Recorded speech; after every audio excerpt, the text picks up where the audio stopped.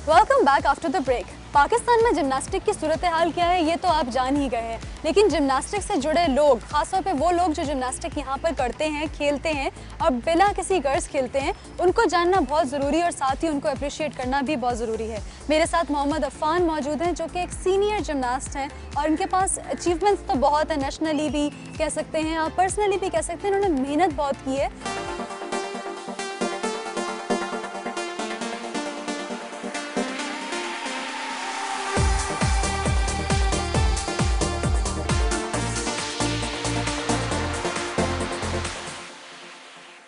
अस्सलाम वालेकुम अफ़ान, कैसे हैं आप? I'm pretty good. पहले तो अपने बारे में ये बताएं कि आपने कौन सी एज से जिम्नास्टिक की ट्रेनिंग लेना शुरू की? When I was 3 years old, so on that time I started gymnastics.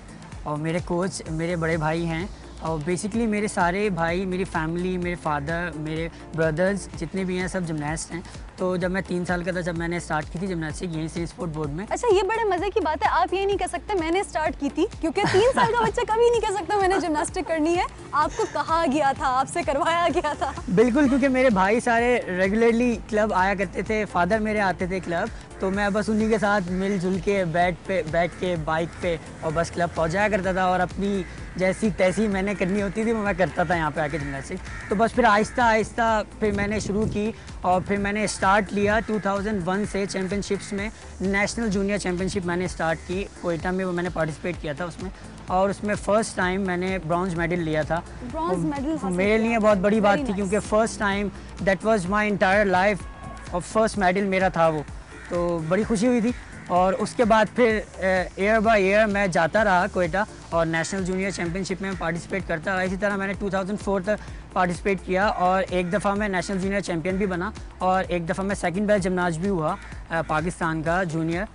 तो बस ये तो अचीवमेंट्स मेरी जूनियर की थी और इसके अलावा अभी लेटली मैंने 5 गोल्ड लिए हैं सिंध गेम्स में और बेस्ट जिमनास्ट में बना हूँ और पिछले 2 साल से मैं बेस्ट जिमनास्ट हूँ सिंध का।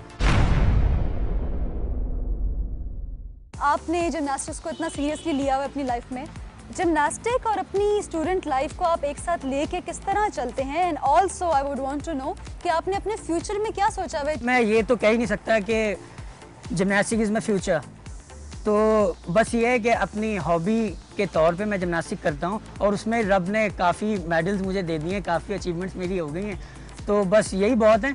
आगे बस यही है कि पढ़ाई करनी है और पढ़ाई जैसे कि मैं अभी कर रहा हूँ और इंशाल्लाह आगे पढ़ाई ही करनी है। और मेरा ये एम है कि एम तो मैं नहीं कहूँगा, बस ये कहेंगे कि मेरी ये ख्वाहिश है कि मैं एक टीचर बनूँ। इंशाल्लाह, I will say best of luck to you and साथ ही मैं ये भी उम्मीद करूंगी कि पाकिस्तान में जिमनास्टिक के हवाले से हालात इतने बेहतर हो जाएं कि आप जिमनास्टिक में भी अपना कोई फ्यूचर देख सकें।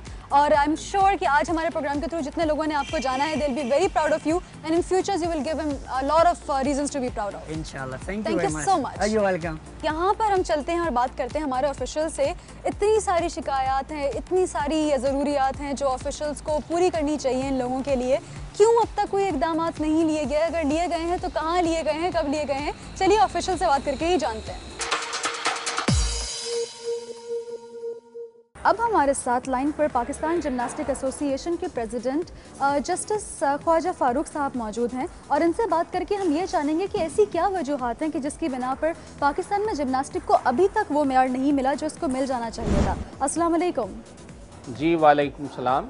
अच्छा, जैसे कि मैंने अभी कहा कि पाकिस्तान में जिमनास्टिक को वो मेयार नहीं मिला जो उसको मिल जाना चाहिए था, उसके पीछे अगर मैं देखूं तो हमारे पास ये पोजीशन है कि पाकिस्तान में जिमनास्टिक तब से मौजूद है जब पाकिस्तान क़याम में आया और तब से लेके अब तक there were many clubs in Pakistan जहाँ पे जिमनास्टिक सिखाई जाती थी, लेकिन गुजरते वक्त के साथ हमने देखा कि क्लब्स बंद होते गए, लोगों में अवेयरनेस कम होती गई और आज वो दौर आ गया कि लोगों को ये भी नहीं मालूम कि पाकिस्तान में जिमनास्टिक एक खेल के तौर पर मौजूद है। आप एसोसिएशन के प्रेसिडेंट हैं, आप इस हवाले से क्या कहेंगे? सबसे पहले तो मैं ये वजाहत कर दूं कि पाकिस्तान में जो इससे पहले जितने भी क्लब थे उसमें जो जिनके पास इक्विपमेंट था, सामान था, उनमें से कोई बंद नहीं हुआ और तादाद में पहले से कुछ इजाफा ही हुआ होगा। लेकिन बहरहाल आपकी ये बात दुरुस्त है कि इस खेल को जिस तेज़ी से तरक्की करना चाहिए थी, आज इसकी वो सूरत नहीं है।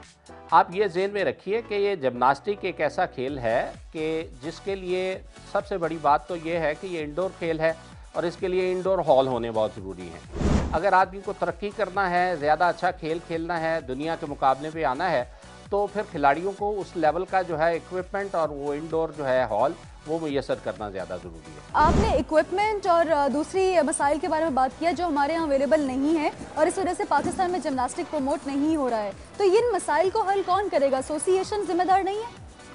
जी देखिए, एसोसिएशन के अपने एक लिमिटेड लेवल के पर्सनल रिसोर्सेज होते हैं। इक्विपमेंट की जिम्मेदारी है ये हर लिहाज से हर जगह सारी दुनिया में जो है ये इंफ्रास्ट्रक्चर फैसिलिटीज़ जैसे कहते हैं ये हुकूमतें फराहम किया करती हैं। इसके लिए ज़ाती लेवल पे एसोसिएशंस के पास अपने बराह रास्त तो फंड्स होते नहीं। एसोसिएशंस प्रोग्राम बना सकती हैं, उनको ऑर्गेनाइज़ कर सकती है, लोअर लेवल पे फंड्स इकट्ठे कर सकती हैं, इवेंट्स करा सकती हैं, लेकिन इक्विपमेंट जो है ये तो लाखों की भी अब बात नहीं रह गई, ये अब तो करोड़ों में बात चली गई है। अब अगर इतने सालों से पाकिस्तान में एसोसिएशन मौजूद है जिम्नास्टिक के लिए, तो एसोसिएशन गवर्नमेंट तक पहुंचने की कितनी कोशिश करती है कि जो चीज़ें उनको चाहिए वो जिम्नास्ट के लिए लेकर आएँ? जी, इस हवाले से मुख्तलिफ अदवार में मुख्तलिफ प्रोग्रामों के तहत मुख्तलिफ प्लानिंग्स के तहत हमारे जो फ्यूचर प्लान है उनको मद्देनज़र रखते हुए गवर्नमेंट्स को भी बार बार अप्रोच किया जाता है, अपने पर्सनल लेवल पे भी एफ़र्ट की जाती हैं। जो स्पॉन्सर्स कभी कभार हमें इत्तफाक से मिल जाते हैं उनको भी अप्रोच किया जाता है।